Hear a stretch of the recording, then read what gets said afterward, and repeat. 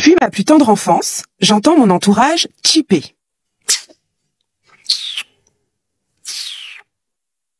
Bon, il faut dire que mon père est togolais, ma mère guadeloupéenne, et que, dans l'une comme dans l'autre culture, tout le monde chippe.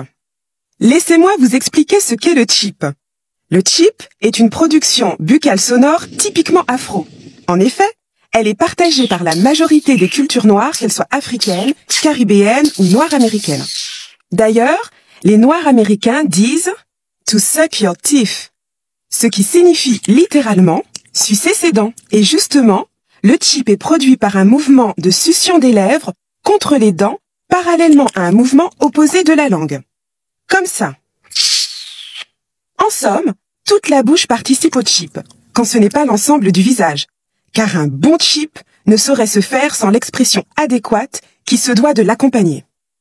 Il y a plusieurs types de chips et un cortège de règles à suivre si l'on ne souhaite pas se retrouver dans une situation délicate liée au chippage. La première fonction du chip est de marquer la désapprobation et l'agacement. Et ne chippe pas qui veut quand il veut. Le chip répond à des codes bien précis qui suivent la voie hiérarchique. En effet, on peut se chipper entre pairs ou chipper un subordonné, mais il ne me viendra jamais à l'idée de chipper un aîné ou mon employeur par exemple. Si quelqu'un chippe au cours d'une conversation sans s'adresser à une personne en particulier, il s'agit alors d'une sorte de commentaire réprobateur. Autre chip, le chip maternel. Je me souviens clairement de ces chips qui accompagnaient le regard recadrant de ma caribéenne de mère lorsque je disais ou faisais une bêtise. C'est le même chip que me servaient ma grand-mère et mes tantes. Ce chip-là est plutôt féminin, même si les hommes le pratiquent également.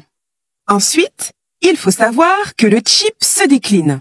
Ça va du chip court et sec, qui équivaut à un « tu dis des bêtises » ou « arrête un peu », à un chip long et méprisant, carrément assassin.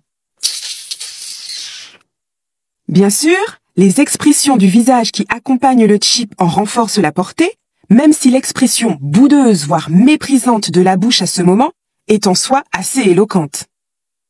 Et il y a le super chip, celui qui se finit par un claquement de la langue à l'arrière du palais et qui vous fait comprendre qu'il est inutile de dire un mot de plus. Ce super chip-là est typiquement africain, les Antillais ne l'utilisent pas. Ce super chip est parfois un peu surréaliste. Un jour, dans le métro, j'ai été gratifiée d'un super chip par une maman africaine à qui apparemment ma tête a déplu. Entourée de sa progéniture, elle m'a regardé des pieds à la tête, puis m'a ouvertement chippé sans aucune raison apparente. Je n'ai jamais su ce qui avait motivé ce chippage. Bon, vous allez me dire que tous mes chips se ressemblent.